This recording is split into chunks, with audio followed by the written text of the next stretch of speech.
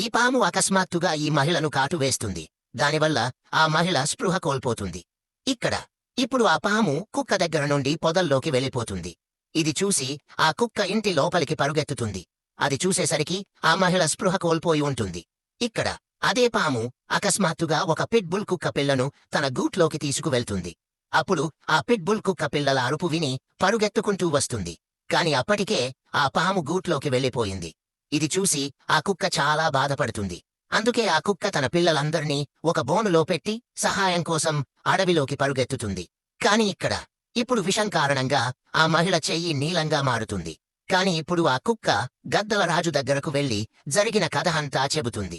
అందుకే ఆ గద్ద కుక్కకు ఒక మ్యాజిక్ మాత్ర ఇచ్చి ఆకాశంలోకి ఎగిరిపోతుంది.